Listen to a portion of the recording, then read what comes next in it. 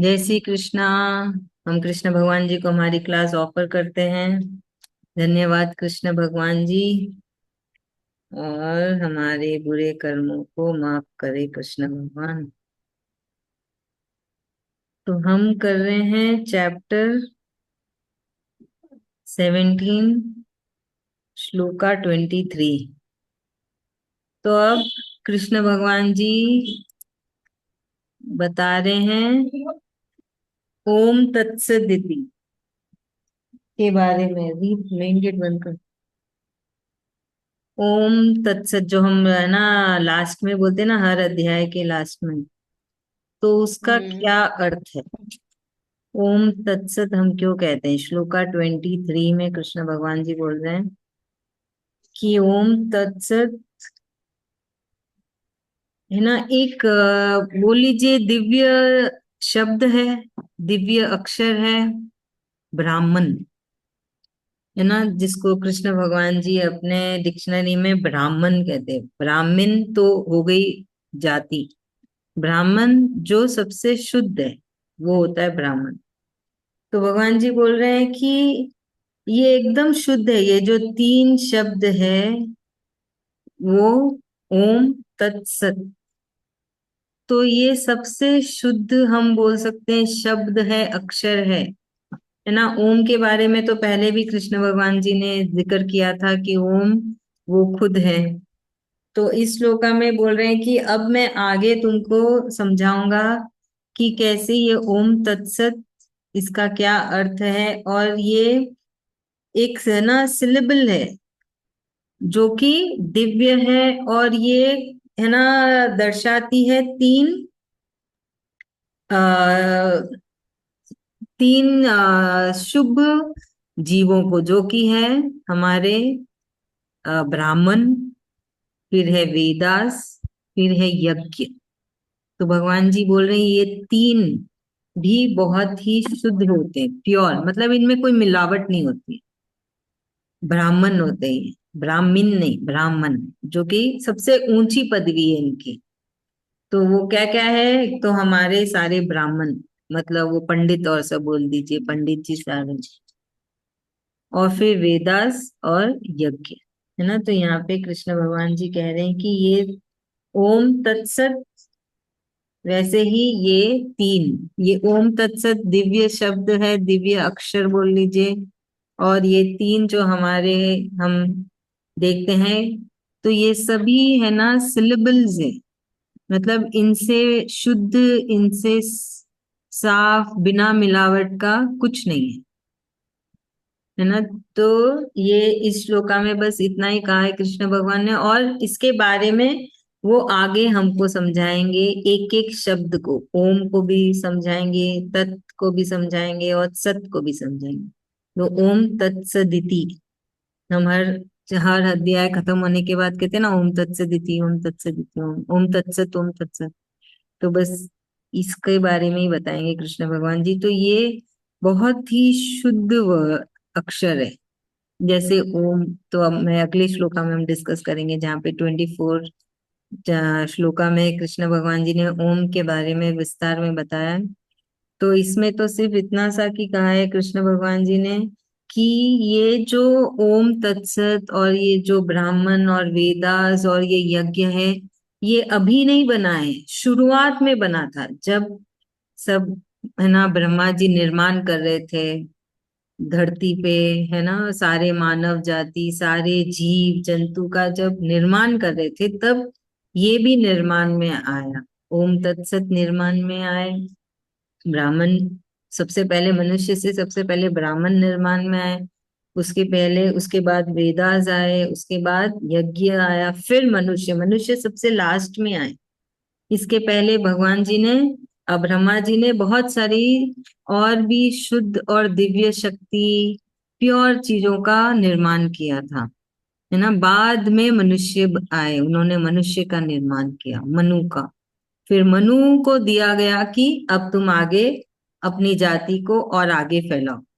ब्रह्मा जी ने मनु का निर्माण कर दिया था, और मनु को आगे की रिस्पॉन्सिबिलिटी दी गई थी, जिम्मेदारी दी गई कि तो अभी तुम आगे और आगे अपने इस जाति को फैलाओ। तो ये भागवतम में इसका विस्तार में आता है।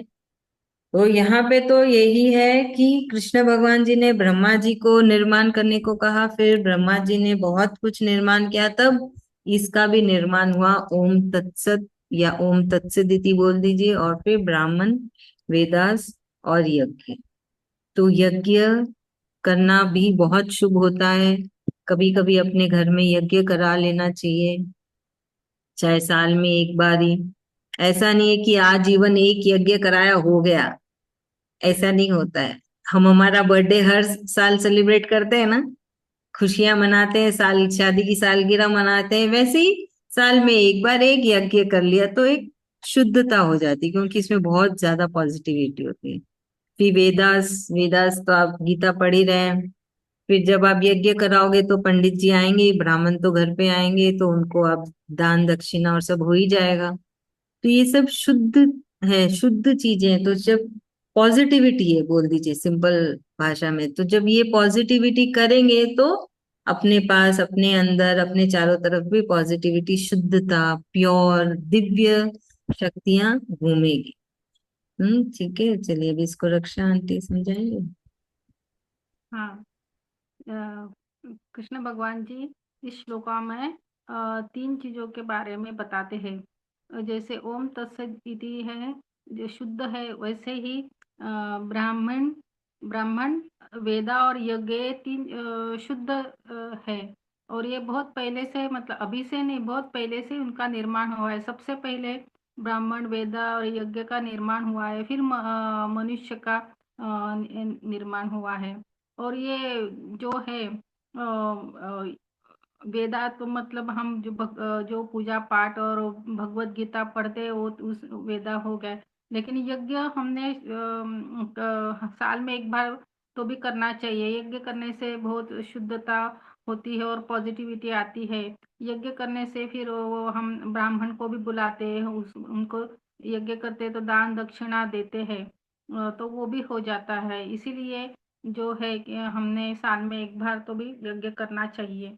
और ये जो ओम तत्सदिति जैसे शुद्ध है, वैसे ब्राह्मण, वेदा और यज्ञ, ये तीन बहुत शुद्ध हाँ, है, ऐसे भगवान बताते हैं। थैंक यू भाभी, बहुत अच्छे। अभी अगला श्लोका 24, जहाँ पे कृष्ण भगवान जी ओम के बारे में बता रहे हैं। तो भगवान जी बोल रहे हैं ओम तो सबसे दिव्य अक्षर बोल लीजिए, शब्द बोल लीजिए। तो ओम तो खुद कृष्ण भगवान जी है। तो भगवान जी बोल रहे हैं कि कोई भी कार्य करने से पहले ओम कहा जाता है ना। आप कुछ दान पुण्य कर रहे हैं तो भी ओम कहते हैं, कुछ तप कर रहे हैं तो भी ओम से चालू होता है। सारे पंडित लोग भी ओम से चालू करते हैं, वेदास में भी ओम से शुरुआत होता है। उदाहरण के रूप में आप आरती कर रहे हो, ओम जय जगदीश हरे, है ना, उसी ओम से चालू होता है। ओम नमः शिवाय, ओम शक्ति। तो हम ओम बस बोलते थे, पर पता नहीं था ओम क्या है। काफी जगह पे अगर हम ध्यान दें तो हमारी हर एक आरती ओम से स्टार्ट होती है। तो ओम बहुत ही खास है, मतलब आप बोल दीजिए है ना, एक छुपा हुआ एक छुपा हुआ एक पॉजिटिविटी है। और है ना, साइंटिस्ट लोग ने भी ये समझा कि जब हम धरती से बाहर जाते हैं, है ना, तो वहां पे ओम की ध्वनि चलती ही रहती है। तो उन लोगों ने दिमाग लगाया कि सूरज भगवान फुल टाइम ओम ऐसे ना चैंटिंग कर रही है, एक ध्वनि चल रही है अंतरिक्ष में। एक तो वो लोग को समझ में आ रहा है कि और तो कोई है नहीं वहां पे, या तो सारे नौ ग्रह है, या तो सूरज भगवान है, या चांद सितारे हैं। तो बोले कि वो सूरज भगवान है जो लगातार ओम की ही ध्वनि गा रहे हैं। क्योंकि सबसे पहले याद है, आप लोग को याद होगा, चैप्टर 4 में कृष्ण भगवान जी ने कहा था कि मैंने सबसे पहले गीता सुनाई थी सूरज भगवान को। तो उन्होंने समझी, तो वो ओम का उच्चारण किए जा रहे हैं, जब तब बोल दीजिए। और भगवान जी बोल रहे हैं कि कोई भी आप अच्छा कार्य करते हैं, कुछ भी अच्छा कार्य करते तो ओम से ही शुरुआत होती है। जैसे हमको एक कार चालू करनी है, कार चलानी है, तो चाबी घुमानी पड़ती है ना, तभी तो कार चालू होगी। घर के अंदर जाना है तो क्या करते हैं, हम चाबी घुमाते हैं, घर खोलते हैं, ताला खोलते हैं। वैसे ही कोई भी अच्छा कार्य जब आप करते हैं तो ओम से ही शुरुआत होती है। वो कोई भी अच्छा कार्य करो, भोजन करो या कहीं भोग लगाओ, सब जगह पे ओम ही होता है। तो ओम बहुत ही शुभ है, दिव्य है ना, बहुत ही खास बोल लीजिए। क्योंकि वो तो खुद कृष्ण भगवान जी है, सब भगवान के भगवान, हमारे परमात्मा, सच्चिदानंद ईश्वर। तो वो खुद ओम कृष्ण भगवान ही है। तो देखिए, अक्षर में भी कृष्ण भगवान जी आके बस गए, शब्द में भी कृष्ण भगवान जी आके बस गए। कि आप कुछ बोलें, ओम बोलोगे तो भी उसमें भी मैं ही रहूंगा, है ना। तो यही है कि ओम का महत्व क्या है, वो कृष्ण भगवान जी हमको समझा रहे विस्तार में। कि कुछ भी अच्छा कार्य करो आप, ओम बोल दीजिए, है ना। तो ओम इतना इम्पोर्टेंट है, बोल सकते हैं। और ओम की ध्वनि तो अंतरिक्ष में भी चल रही है। तो ये है ना, ये साइंटिस्ट लोग ये भी पता करना चाह रहे हैं कि जब वो गीता कही गई थी भगवान के मुख से, तो उसकी मतलब उसका है ना, वहां से वाइब्रेशन तो निकले ही हैं। तो वाइब्रेशन कहाँ गए, कहाँ कहाँ तक है, साइंटिस्ट लोग ये भी ढूंढने की कोशिश कर रहे हैं, पर अभी तक उनको नहीं पता, हाथ में नहीं आया, कुछ भी उनके हाथ नहीं लगी है। पर साइंटिस्ट भी यकीन करते हैं कि भगवान है, गीता भगवान के ही शब्द है और सबसे परम है। कभी फ्री हो तो गूगल करना कि महान हस्तियां कौन कौन गीता पढ़ते हैं, आप देखोगे हर एक, जरूरी नहीं वो इंडिया में पैदा हुआ होगा, हिंदू है, नहीं। जो भी महान इंसान है, महान मतलब एक आम इंसान कुछ बड़ा किया है, वही तो महान हुआ ना। एक आम इंसान जो साइंटिस्ट बना, एक आम इंसान जो किसी चीज का निर्माण किया, वो हर कोई एक्टर एक्ट्रेस भी जो हम मूवीज में देखते हैं, इंडिया के नहीं बाहर की बात कर रही हूँ, सब कोई गीता पढ़ते, उन्होंने गीता रट ली है। विल स्मिथ देख लो, उसको उनको पूरी गीता आती है, वो ऐसे ही आपको समझा देंगे, उनके काफी वीडियोस भी है इंटरनेट पे। तो हमको भी थैंक यू करना चाहिए कृष्ण भगवान जी को, हम तो बड़े आम इंसान हैं और हमें गीता समझाइए, कृष्ण भगवान जी ने बताई और हम गीता चैंटिंग कर पा रहे हैं। तो कोशिश करिएगा कि इसको अपने जीवन में भी उतारें और जो हम सीखते हैं उसको उसके ऊपर चलने की कोशिश करें, है ना। तो चलिए अभी इसे सरोज भाभी समझाएंगे। जय श्री कृष्ण। यहाँ पर कृष्ण भगवान जी ओम के बारे में हम सबको बता रहे। ओम क्या है, मतलब ओम एक दिव्य शक्ति है, पूजनीय है। सब सब अक्षर शब्दों में भी शुद्ध है, शुद्धता है। ओम पॉजिटिविटी भी है। ओम सब भगवान के सामने लगता है, पहले कृष्ण भगवान जी को पूछते, उसके बाद दूसरे भगवान का नाम आता। ओम जय जगदीश हरि, ओम दुर्गाय नमः, सब में ओम लगता है। तो ओम आगे कृष्ण भगवान जी को इसलिए पूजा जाता है। कृष्ण भगवान जी सबसे ऊंचे है। ये ओम शक्ति जो है, बोले कि सूर्य भगवान के मुख से ध्वनि निकली है। साइंटिस्ट लोग भी ऊपर जाके सुने हैं कि सूर्य भगवान के आसपास जाके देखे हैं कि मतलब वहां पर एक ध्वनि सी आती है। 24 घंटे वो ओम ओम ओम ऐसे बजता रहता ध्वनि। तो सूर्य भगवान के से मिलता है हम लोग को। तो ओम एक दिव्य शक्ति है, बहुत ऊंचा है। तो ये बता रहे हैं कृष्ण भगवान जी कि ओम में ही सब कुछ है, उसमें सभी समाये हुए, ब्रह्मांड पूरा ही समाया हुआ ओम में। ओम में सब समाये हुए हैं। और ये बोलते कि गीता जी पढ़ते हैं सब साइंटिस्ट लोग भी, ये एक्टर लोग भी गीता जी पढ़ते हैं। सब कोई गीता जी पढ़ते हैं, हम लोग भी गीता जी पढ़ते हैं। तो हम लोग को भी अपने आप को धन्यवाद देना चाहिए कि मतलब हम भगवान जी ने हमें गीता जी पढ़ना सिखाए करे। तो जो गीता जी से ही सब कुछ मिल रहा है हम लोग को। तो हम लोग को भी खुश होना चाहिए। वो ही बता रहे हो। थैंक यू भाभी, बहुत बहुत धन्यवाद। अगला श्लोका 25। यहाँ पे कृष्ण भगवान जी बता रहे तत्। तत् का क्या मतलब है ना? तो तत् बोलते हैं कृष्ण भगवान जी, कह रहे हैं कि इसका प्रयोग वो मनुष्य करते हैं जिनको बदले में कुछ नहीं चाहिए, उनको सिर्फ मोक्ष चाहिए, है ना? तो इस ये तत् का उपयोग आप दान करते वक्त कर सकते हो, जब तप करते वक्त, मतलब कोई भी कार्य करते वक्त, कोई भी कर्म, अपना रोज का कर्म करते वक्त भी आप जब तत् का, है ना, उच्चारण करते हैं, इसका ये मतलब होता है कि आपको सांसारिक कोई सुख से कोई मतलब नहीं है, आपको सिर्फ कृष्ण भगवान जी चाहिए, आपको सिर्फ मोक्ष चाहिए, है ना? सिर्फ परमात्मा चाहिए। इस जन्म और मरण के खेल से मुक्ति चाहिए। जैसे कि कुछ दान दिया, तो इस भाव से ध्यान नहीं दिया कि अच्छा मैंने दान दिया है, वो मैं नहीं आया, कि है ना ये मैंने दिया है तो इसके बदले मुझे क्या मिलेगा, वो कोई भाव नहीं होता है। वो भाव होता है कि कृष्ण भगवान जी ने कहा है मैंने ये दान दिया, और लेने वाले भी कृष्ण भगवान ही है, क्योंकि जिसको दिया उसके हृदय में भी तो कृष्ण भगवान का वास है, तो भगवान जी ही को दे रहे हैं हम।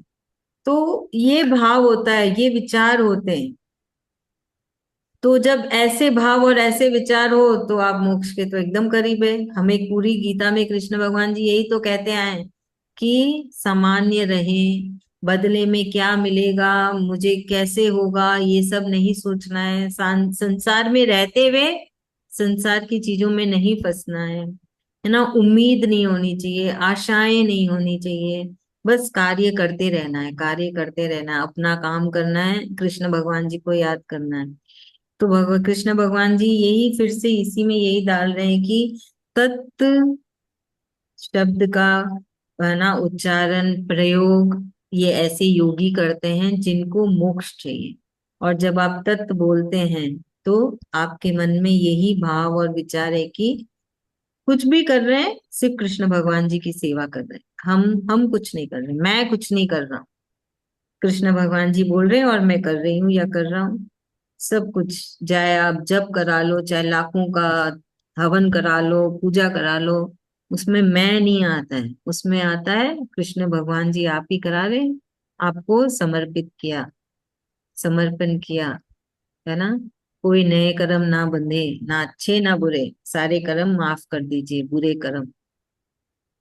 तो वो भाव, वो विचार हर पल हर घड़ी, ऐसा नहीं सुबह सुबह बोले और भूल गए हम, तो बस मैंने बोल दिया था, सुबह उठते ही बोल दिया, हो गया। बहुत जन बोलते हैं हाँ हाँ बोल दिया, सब कुछ बोल दिया सुबह उठते ही एक बार में ही, अब बाकी दिन तो पूरा काम चलता रहता है, कहाँ याद आए ये सब चीजें बोलना। वैसे नहीं होता है, मतलब आप हर कार्य में बोल रहे हैं, सुबह उठते ही बोलते हैं, फिर हम दिन में कितने अलग अलग कार्य करते हैं ना, तो बार बार बोलना है, अभ्यास करना है ना, जब, क्योंकि जब वो आखिरी सांस आएगी तभी भी यही बोलना है, भगवान जी ये सांस आपकी, आपने बोला ये आखिरी सांस हो, आपको ऑफर किया, ये अभ्यास करना पड़ेगा तभी तो वो आखिरी सांस में याद आएगा, नहीं तो नहीं याद आएगा। पता नहीं ना वो आखिरी सांस कैसी होगी, नींद में होगी या बहुत बीमार होंगे, किसी से बात कर रहे होंगे कि चल रहे होंगे, टीवी देख रहे होंगे, स्क्रीन देख रहे होंगे। तो ये अभ्यास करनी होगी ताकि जब वो आखिरी सांस आएगी, अच्छा अच्छा आखिरी सांस है, सबको बोलते हैं ऐसे कि शरीर को पता चल जाता है कि आखिरी सांस है, तो उतना, इतनी क्षमता होनी का ना बोल पाए, इतना धैर्य होना चाहिए। तो ये हमारी एक्चुअली ट्रेनिंग है, कृष्ण भगवान जी हम सबको ट्रेनिंग दे रहे हैं कि आखिरी सांस में मुझे याद करोगे तभी तो मोक्ष मिलेगा।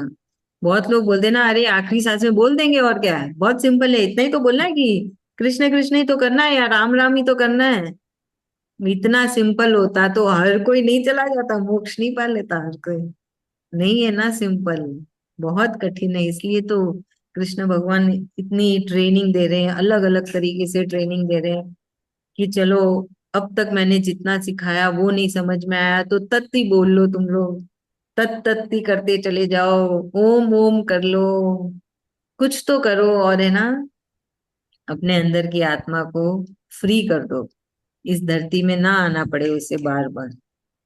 तो बस याद रखिएगा आपकी ट्रेनिंग कैसे चल रही है, आपके दिमाग में, है ना, आपके मन में, आपकी वाणी में, आपके शरीर में कैसी ट्रेनिंग चल रही है, कहाँ तक पहुंचे हो।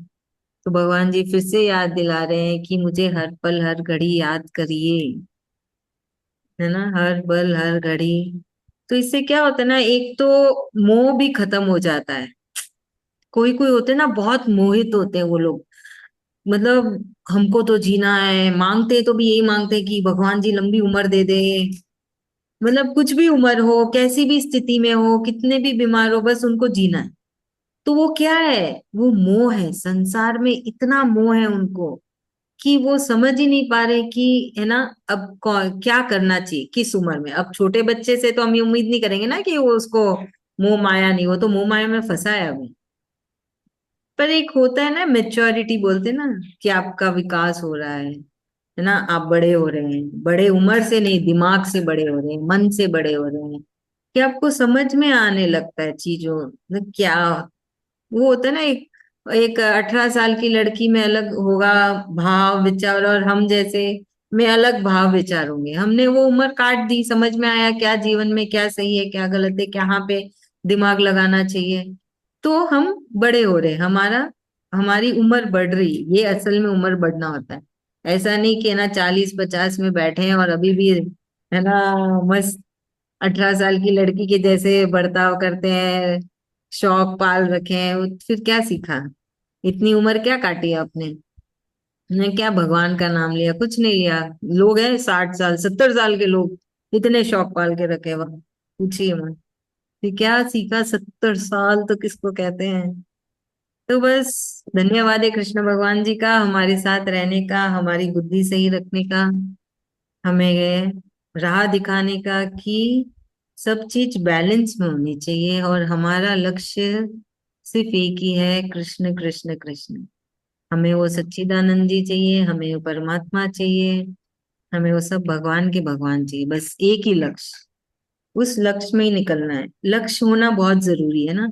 जब लक्ष्य नहीं होता है ना, तो उठने सो के भी क्यों उठे, बहुत स्वाभाविक है। नहाने के लिए भी बाथरूम में गया तो अरे निकल के करना क्या है, वो पता ही नहीं है, तो चलो नहाते ही जा रहे हैं, नहाते ही जा रहे हैं अंदर। होता है ना, घर में एक ना एक ऐसा इंसान रहता है जिसके जीवन में कोई लक्ष्य नहीं होता है, अरे बड़े आराम से अपनी जिंदगी निकाल रहे हो। इसलिए भगवान जी बोलते हैं, एक लक्ष्य बनाइए, वो बहुत बड़ा लक्ष्य बनाइए, मतलब उसको पाने के लिए, उसको पाने का एक जुनून भी रखना अपने अंदर।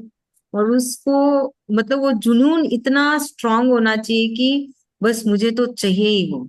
तो फिर क्या होता है, हमारा दिमाग सही दिशा में जाता है, मन भी सही दिशा में रहता है, और हम जो जरूरत की नई चीजें हैं वो नहीं करते हैं, जरूरत जो नहीं है वहां नहीं जाते। इसके लिए याद है कृष्ण भगवान जी ने कहा था, एक लक्ष्य बनाइए कि मुझे कृष्ण भगवान जी चाहिए, सबसे बड़ा लक्ष्य वही होता है। तो आप उसको पाने के लिए क्या करेंगे, फालतू की चीजें नहीं करेंगे, फालतू का यहाँ वहां दिमाग नहीं लगाएंगे, क्योंकि दिमाग तो सिर्फ कृष्ण भगवान पे लगाना है, तभी तो वो लक्ष्य होगा पूरा। तो याद रखिएगा, हमको फिर से याद दिला रहे कृष्ण भगवान। 18 चैप्टर, जो लास्ट चैप्टर, उसमें भी कृष्ण भगवान जी पूरी गीता फिर से हमको याद दिला देंगे, एक एक श्लोका में। तो चलिए अभी इसको समझाइए। अब अभी आप समझाएंगे श्लोका 25 तत्। हाँ दीदी। दीदी जय श्री कृष्ण। इसमें भगवान हमें अर्जुन के माध्यम से ये समझा रहे हैं कि हम लोग को किसी भी रूप में भगवान को याद करना है, उनको ही स्मरण करते रहना है। चाहे ओम बोलो, चाहे तत् बोलो, किसी भी रूप में भगवान के ही ये सारे नाम हैं, सब चमत्कारी मंत्र हैं।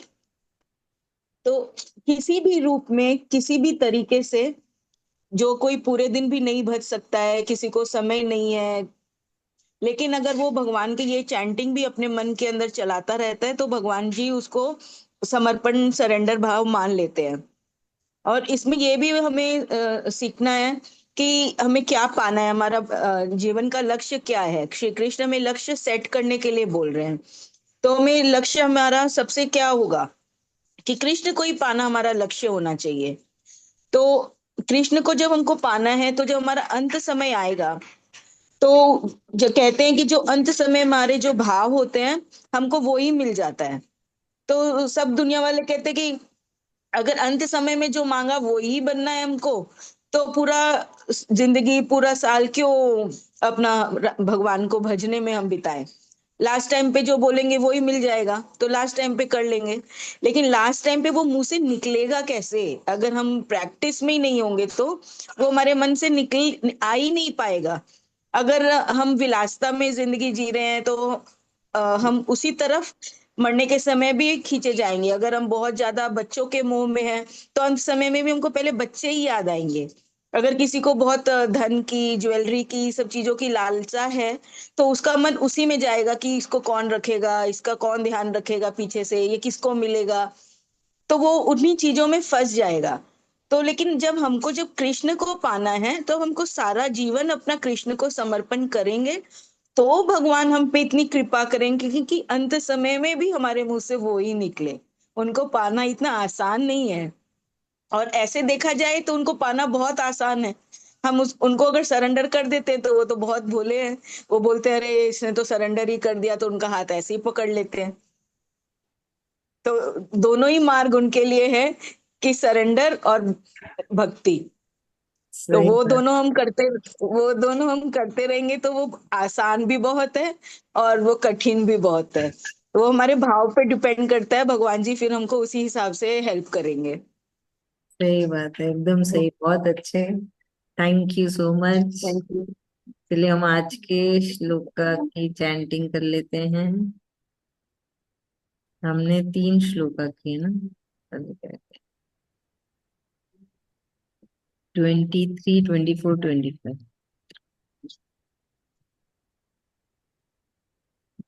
बीना भाभी आप पढ़ेंगे?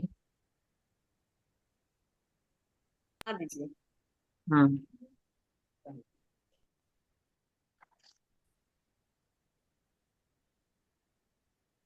ओम तत्सदिति निर्देशो ब्रह्मणस्त्रिविधः स्मृतः ब्रह्माणस्तेन देव वेदाश्च यज्ञाश्च विहिता पुरा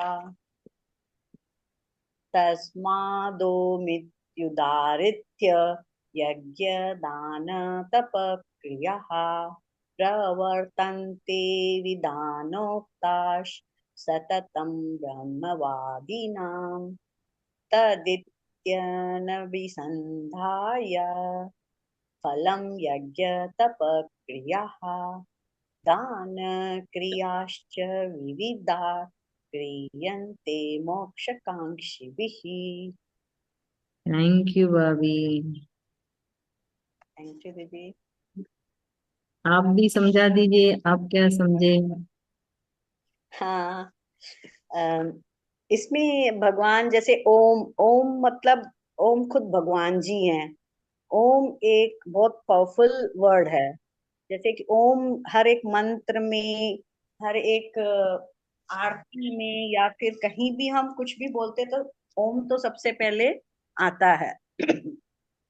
और इसमें भगवान बोलते हैं तत्, यानी कि हमको निष्काम अ, मतलब दान तप यज्ञ हम जो भी करते हैं हमारा निष्काम होना चाहिए। उसकी फल की इच्छा नहीं रखनी चाहिए कि हमको कुछ चाहिए। हर समय हमको ये करना है कि हमें जो भी है भगवान के अर्पित करना है। वापस कुछ नहीं चाहना चाहिए, नहीं तो फिर वो कर्म बंधते जाएंगे। और हम हमें हर हर समय उठते बैठते सोते हमको भगवान को जैसे धन्यवाद करना है। न कि एक बार कर लिया तो हो गया, हर समय हम लोग को भगवान को याद रखना है। हर एक चीज के लिए धन्यवाद किया तो जैसे भगवान, और है ना जो भी कार्य करें भगवान के लिए ही करें, भगवान का ही समझ के करें। क्योंकि गीता जी हम पढ़ रहे हैं वो भगवान की ओम, चाहे जो भी है तो वो भगवान की वाणी ही है। सब भगवान, सब भगवान से उत्पन्न हुआ। भगवान खुद बोले हैं हम लोग को, अर्जुन हम लोग जैसे कि अर्जुन को बोल के हम लोग को सुनाए हैं।